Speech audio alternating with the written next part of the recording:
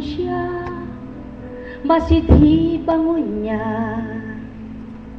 kaysa-isa lalanghapin mo, di mo magaganap na maamoy lahat, pagkat di mo bati kung paanong katotohanan ng samyo niyang tunay na bangong mainam. Gayon din naman ang aking alay, kundi mo lalahatin, tatanggapin ang mabuti at ang masama. Di mo mapagninilayan kung alin ang tama. Kaya mga mahal, huwag ninyong itakwil ang masamang nilalang na kapwa niyo tao.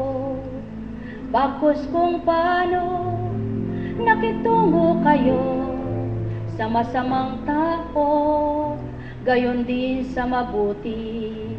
Kung paano sa mabuti, gayon din sa masama, makikilala nyo, mapapatunayan nyo ang bango ng Ama, kadakilaan niya.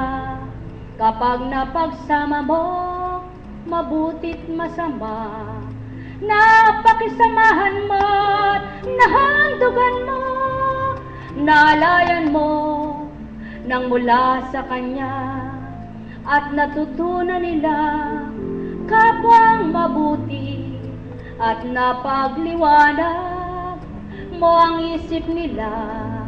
Katotohanan, aking mga mahal, layon ko'y pagsamahin sa tuwinang nilalang ang mabuti't masama, nang makilalang lubos ang tunay na tama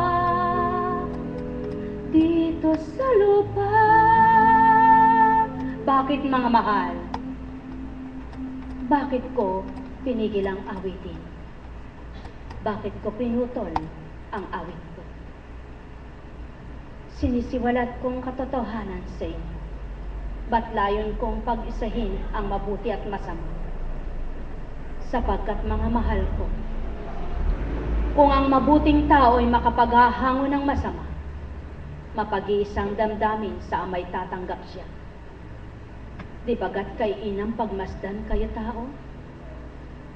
Subalit kung pipiliin mo lang mga mabuting kapwa mo, paano mo papapatunayan sa sarili mo na kilalang kilala mo na ako bilang espiritu?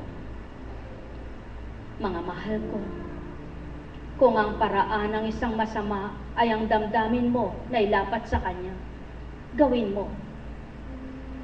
Sapagkat hindi lamang ang napagbago mo ang kinalugdan ng Ama, higit ikaw na nakapagpabago sa Kanya. Pawang katotohanan ang tinuturan ko. Tulad ng pangitain na pinasilay sa mga alagad ni Constancia, kung paano isang naghihimagsik, nananakot, sumisigaw, na pinatino ang lahat, pinatunguhan, pinasilay, pinakitang ganap ang marapat, upang doon mapagtanto, hambing man sa petals na ito, gano man ang silbi niya, maaring lagasin, maaring mawala, at maubos siya. Ganyan ang buhay sa lupang ito. Gaano ka man kabuti, mahal ko, may takda rin ang lahat sa iyo. Kung paano ang masama, ay gayon din. Subalit iba lamang ang kakamti ng mabuti kaysa masama. Kaya't niloloob lamang pagsamahin upang patunayan at mapatunayan ng Ama ang tapat sa Kanya. Mahal na mahal ko kayo. Kayo mga mahal ko, kaya nyo bang isama ang sa palagay nyong masama sa inyo? Kaya nyo bang tanggapin ang sa palagay nyo'y masamang tao para sa inyo? Mga mahal ko, tatandaan ninyo, kung hindi sa masama, walang Kristong bumaba. Kaya nang dahil sa masamang ito, nakikilala sa Ama, higit na kay dakila ng inyong ginawa.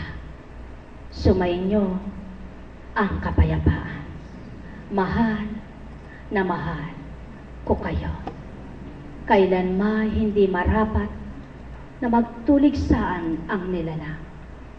Magbahabahaginan sapagkat isa lamang ang pinagpapartihan, ngunit ang buhay nila walang makakatuklas, makakabigay ng buhay maliban sa pinagtatalunan.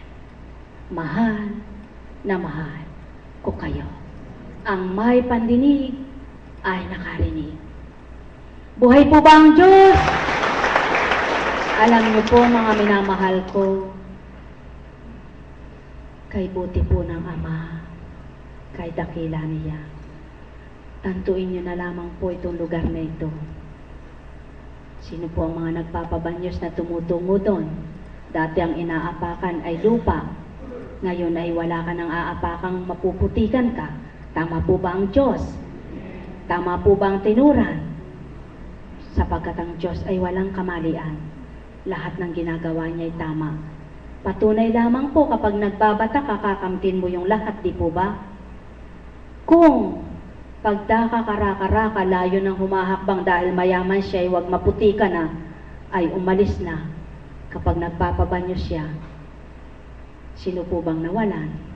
Subalit tingnan niyo po, sa pagbabata ng mga alagad at bilang apo kunching, pinakikita naman ng Ama ang kanyang mga salitay, walang pagkabula. Alam niyo po, kung gugustuhin lamang bilang apo kunching na bukas din ay bago yon, pwede po. Pwede po. Pwede pong mangyari yan. Tatanggap ako doon sa mga nag-o-offer doon. Pero ang tanong po, kapag po ang katotohanan ay nasa iyo, susuriin mo munang mabuti ang lahat. Hindi pagdakakaraka-raka, ura-urada ay oo na. Buhay po ba ang Diyos? Ganyan po kumilos ang ating Panginoon. At ganyan din po sa buhay ninyo. Kaya huwag kayo nagmamadali. Kung minsan, yung ayaw mag-abroad, siyang nakaka-alis. Di po ba? Kung minsan po yung ayaw nag-abroad, ayaw mag-abroad, siyang nakakakuha ng visa. Naku, multiple pa.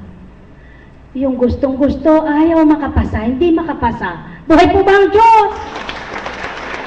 Ganyan po, pagnilayan po ninyong buhay. Kung minsan, kung sino yung walang ipag-aral ang magulang, siyang gustong-gustong mag-aral. At kung minsan naman, kung sino yung kayang-kayang magpaaral, tamad naman ang pinag-aaral. Tama po ba? Lahat po na yan, susuriin po ninyo. Pagnilayan po ninyong lahat nang hindi po kayo nahihirapan, na bakit hiniling ko yun, ba't di pa binibigay? Nang hindi po kayo nasasaktan, bakit nagsusumikap ako, ba't di ko pa nakakamtan? May takda po ang lahat, mga minamahal ko. Kung minsan nananahimik ka, basta ka na lamang bubulugbugin ng kapwa mo. Tama po ba? Huwag naman po magdarandam sa akin yung mga nagpapabendisyon ng mga larawan ng yung mga larawan po ng ano po ba yun? Mga humahabol ng mga sa politiko. Eh, panay po ang pabendisyon sa larawan, eh wala naman po yung katauhan. Buhay po bang Diyos? Aba, Panginoon pong mahabagin. Eh kung siguro po rin talaga pong hindi nakatutungo dahil sabi ko po maliwanag na aba, hindi po, baka po mamaya pag may nabago dyan at may nakita silang maraming politikong nagpunta rito, ay kaya nabago yun, nagpunta kasi ganun doon nagpunta, pinigyan siguro. Di po ba?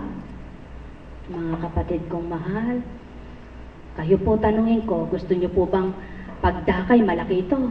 Gusto niyo po? Kung ngayon din, paggagawa po yan wala namang isisilid may kabuluhan po ba yung laki na yun? Para po ba yung, alin po gusto ninyo? Yung bahay na palasyo na kalamay kwago? O di baling bahay kubo, masasaya tao? Buhay po ba ang Diyos? Yan po ang katotohanan. Bahay kubo.